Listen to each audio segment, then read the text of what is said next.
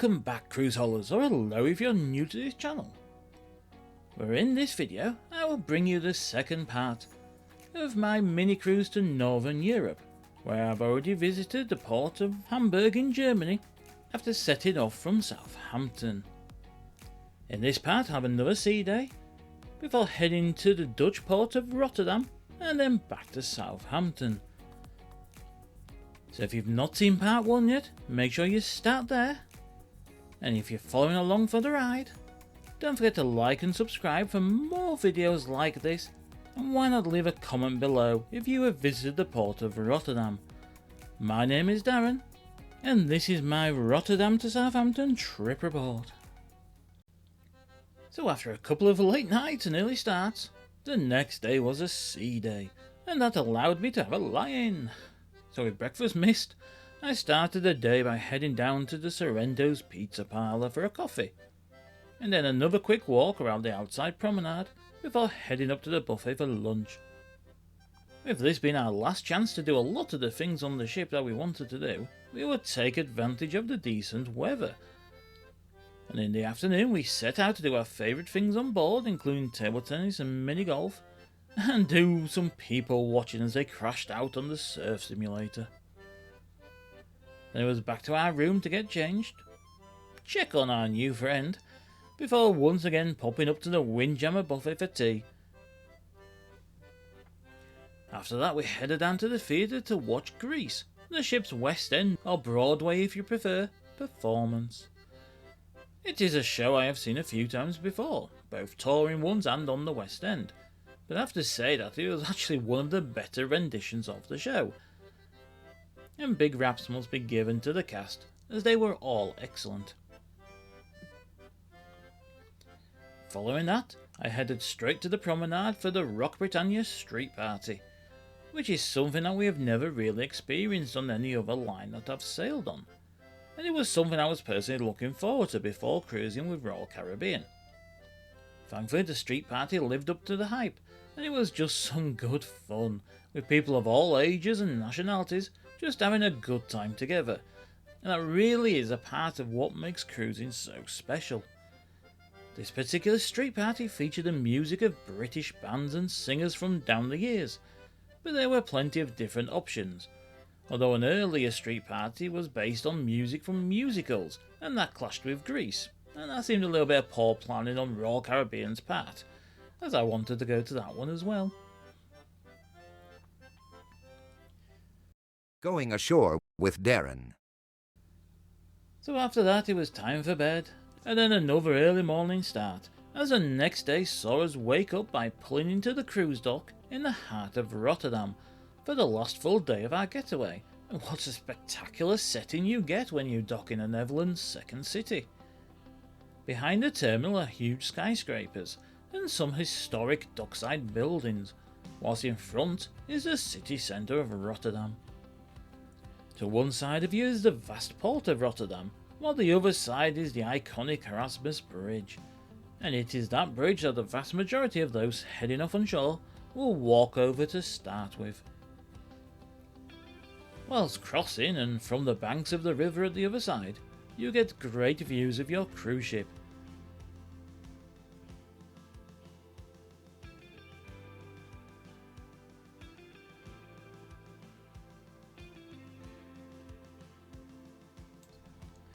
And it is in the Willemskerk waterfront that me and my wife would head to first. We had an early departure from the city, but if we had longer, I would have jumped on the city's underground, where from just a couple of 100 metres from the cruise terminal, you can jump on a direct train to Den Haag, or The Hague if you prefer. The coastal city is full of history, and is somewhere I have wanted to visit for some time, but with us having to be back early afternoon, we stuck to the city of Rotterdam itself. From the banks of the Nieuwe Maas, we continue to the Weerhaven,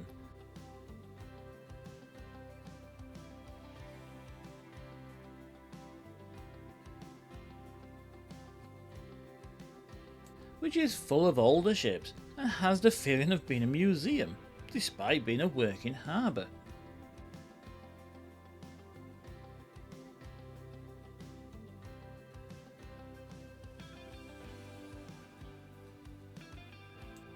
If you are there in the summer, you can walk into the head park, or to visit the Euromast. But we continued into the city and to the museum quarter.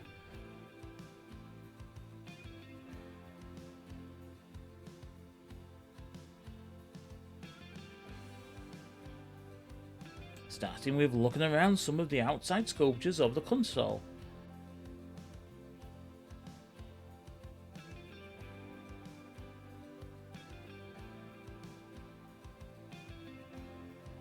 And then a walk through the museum park to the Art Depot Museum.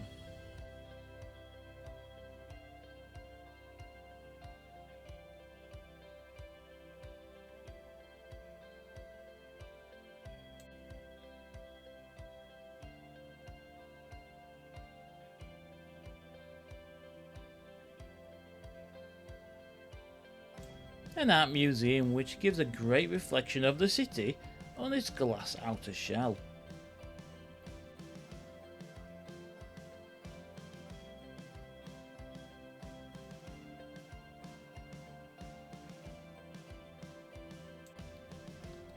From there it was a short walk to the Arminius Church, and then a look at Vitt Street.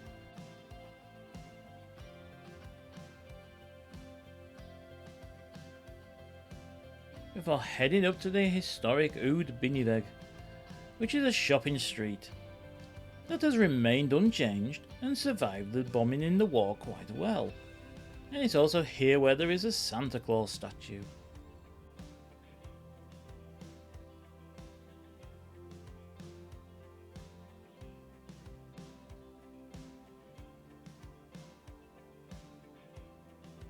From there, you are at the start of the Wenzingel, a tree-lined boulevard with a central walkway that has now become a sculpture walk and a busy spot for locals and tourists alike.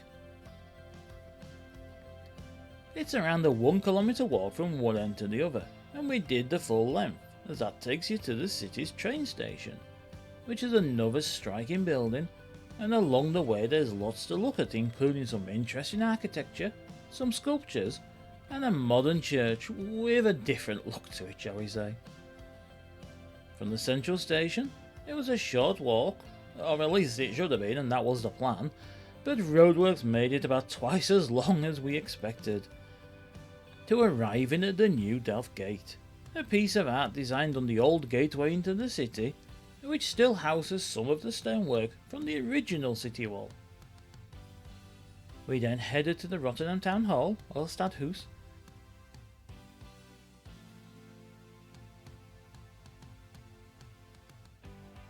which is impressive, but it's hard to really get a good overview of it with no main square outside of it.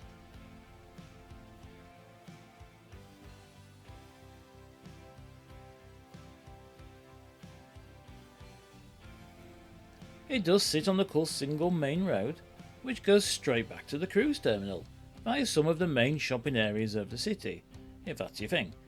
But we still have plenty of things to visit and do, starting with a visit to the Pom food stall, which offers nothing but chips and sauce. As you would expect, they're very good at it, and it makes for a great snack. But it was chips with peanut sauce that my wife really wanted to try, and thankfully they lived up to the billing she had read about online.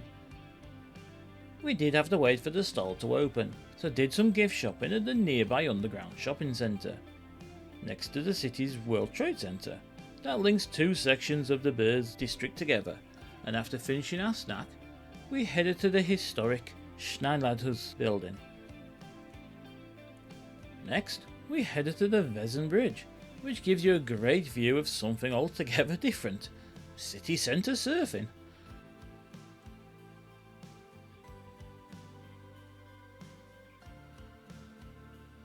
Yes, you heard that right. If you are a surfer, why not give it a go whilst being surrounded by historic buildings and modern high-rises right in the centre of Rotterdam.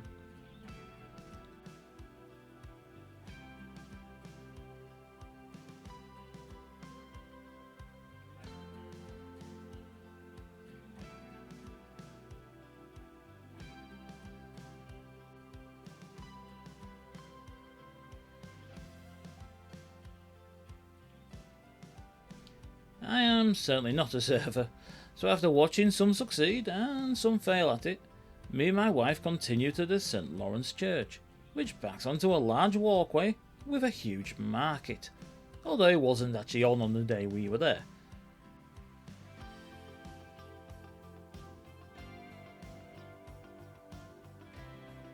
The city's library, a public transport interchange, are both there as well, but perhaps the highlight of this part of town is the city's market hall.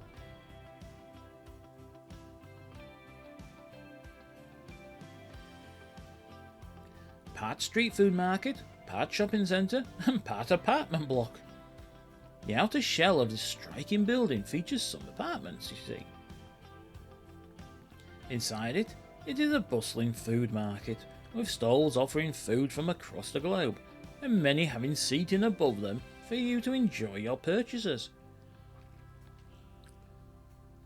We chose a Turkish bakery, where me and my wife shared a cheese pide, and it tasted just as good as it looked.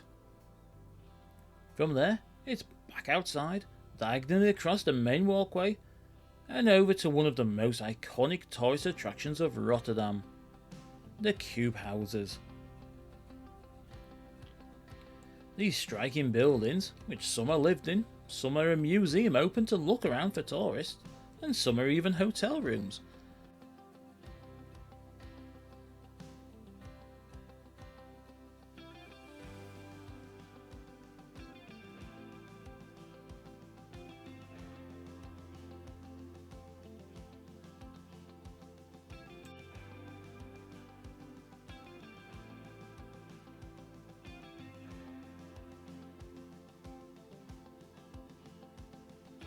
But for us, we just walked through the central walkway that runs through them and onto the Oudhaven, and the historic harbour.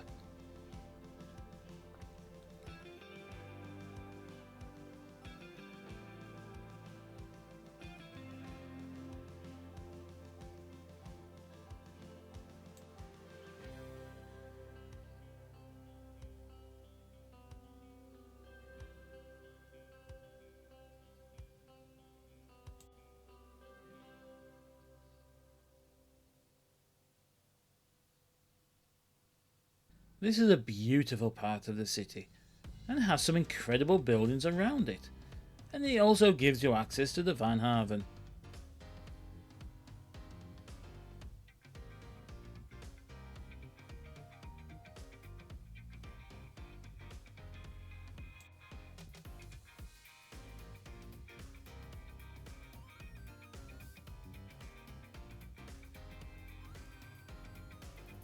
A long waterway that you can walk along that goes back towards the ship and stops at the city's Maritime Museum. There is a free to visit outside part of that museum, and it's well worth visiting. And it features some historic boats, some cranes, some interactive displays, and even a train.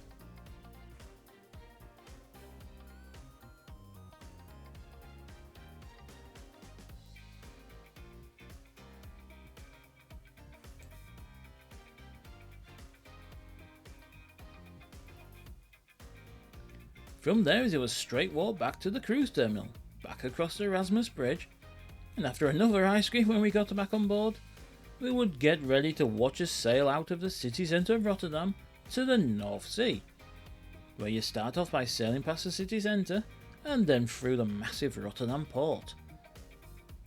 It's something that I've always wanted to do really, as I have visited the port numerous times before on board a ferry.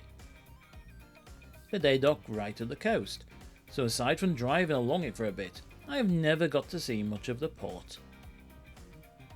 If you find working ports interesting like I do, it's a fascinating sail away, and something I would recommend getting up to the top deck to do, as there's lots to see on both sides of the ship.